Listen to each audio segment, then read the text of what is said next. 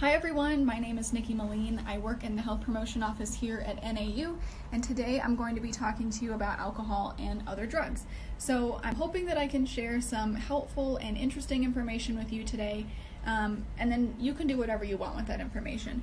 Maybe none of it will apply to you and it's something you could share with a friend or a roommate, but maybe some of it will apply to you and you could use it to inform some of the choices that you make when it comes to substance use.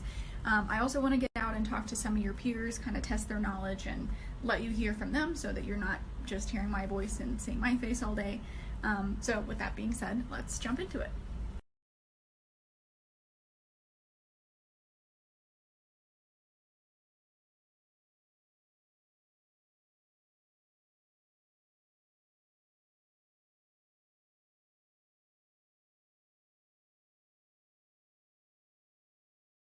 Hi again, so I just posted those low-risk drinking guidelines and I wanted to talk to you a little bit more about them because I tend to get a lot of questions from students about why the guidelines aren't very inclusive and also why there are any differences at all.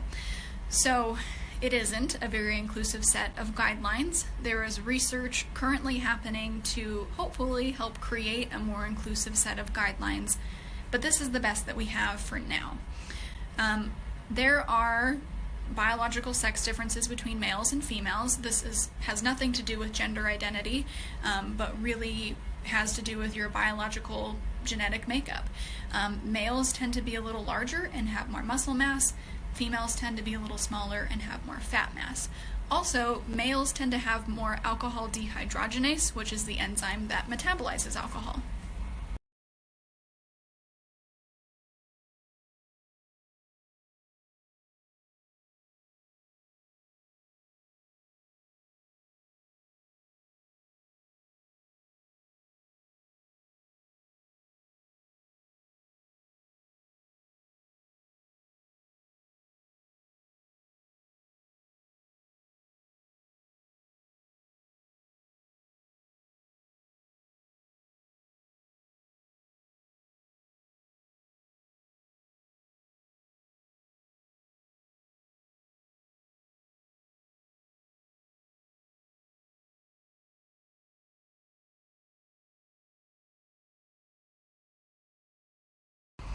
Okay, so you don't actually get more drunk at altitude, but you can feel more drunk, and that's really the important distinction here.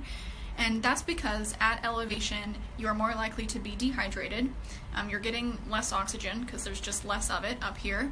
And you might also be experiencing altitude sickness if you are not used to being at altitude in places like Flagstaff. So the symptoms of those things, dehydration, having less oxygen, maybe altitude sickness, can kind of mimic the feelings of being drunk. You might be feeling a little nauseous, lightheaded, dizzy, so that's why sometimes people think that they are actually getting more drunk.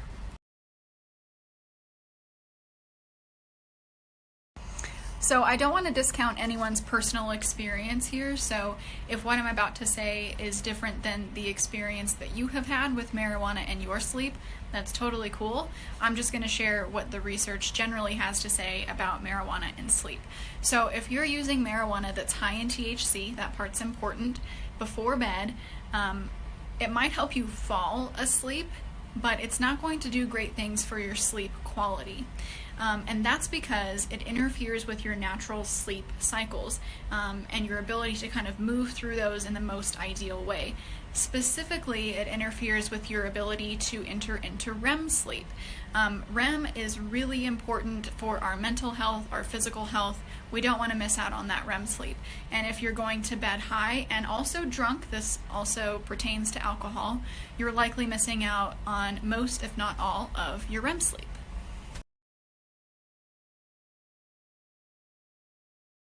Okay, so eating bread is not going to do anything to your BAC, your blood alcohol content, which is what sort of dictates how sober or drunk you're feeling.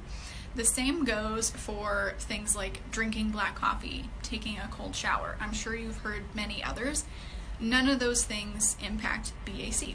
The only thing that does is time, because your body can only process so much alcohol in a given amount of time. So while some of those things like eating bread, drinking coffee might make you feel better, it's not impacting BAC and therefore not impacting your drunkenness or soberness.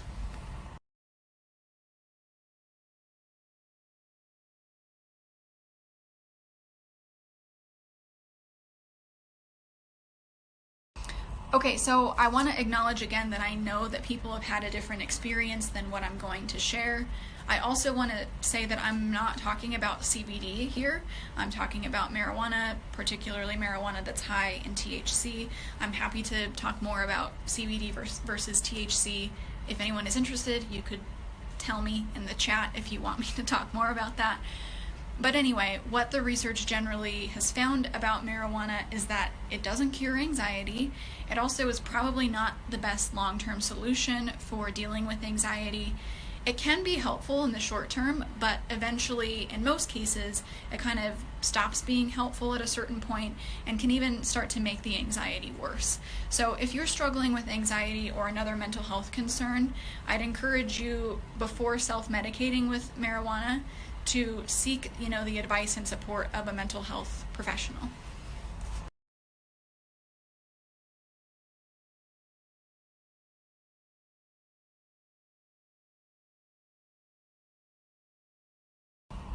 I get a lot of questions from students about CBD just in general, but more specifically about its legality. So, is it legal? Is it not? Can I have it on campus? Why can I get it in Walgreens and at the smoothie place down the road? All great questions and all kind of difficult to answer. It's a bit of a gray area, and I'm going to include a video here that is from PBS. I think it's really interesting, that kind of helps to explain why it's a gray area and give some really good information about CBD. But technically, if a cannabis product has less than 0.3% THC, it's legal federally. But because it's not very well regulated, it's hard to know if what you're getting, is actually what it says it is on the label. So you could be getting something that you think is less than 0.3% THC, but it might not actually be. So while we're on the topic of policies and laws, I want to have Erin, who is our SHAC president, that's the Student Health Advisory Committee, hop on here and tell you all about the new medical amnesty protocol at NAU. It's really exciting and SHAC has worked really hard on it. So here's Erin. Hi guys, my name's Erin. I'm the president of the Student Health Advocacy Committee on campus, also known as SHAC. And I just wanted to pop on and tell you guys about one of the awesome new protocols that we helped get into place. This protocol is called the Medical Amnesty Protocol, and it covers if you and your underage friends are drinking on campus. If someone's experiencing alcohol poisoning, you can call NAU PD for help without fear of getting in trouble with the Office of Dean of Students yourself. So Nikki's going to pop back on, tell you about the signs of alcohol poisoning to look out for, and then keep your eye out around campus in the coming weeks because we're going to be putting out some marketing regarding the new protocol and also the symptoms of alcohol poisoning. So like Erin said, it's important to know the signs of alcohol poisoning so that you could call for help if you suspect that someone has alcohol poisoning.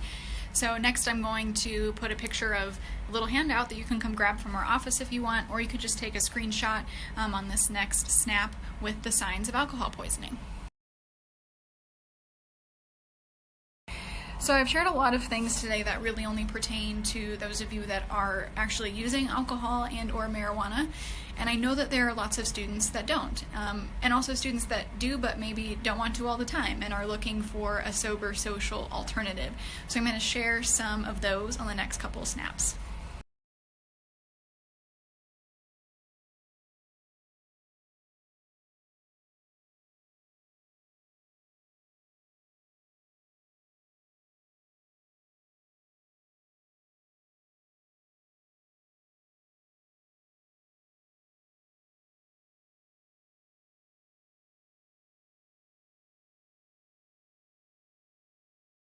My favorite thing to do that doesn't involve drugs or alcohol is cooking. My favorite thing to do that doesn't involve drugs or alcohol is going on hikes with my dog.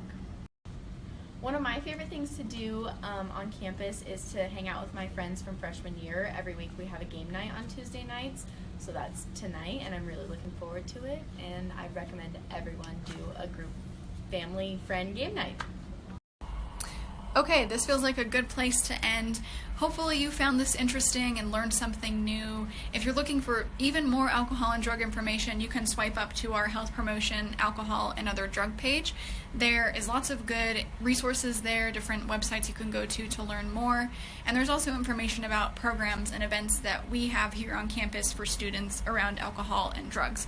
So yeah, that's it. I think I'm going to stay signed in for a little bit just in case anyone has a question. Feel free to message me and I'll hit you back with an answer. So that's all. Thanks for following along.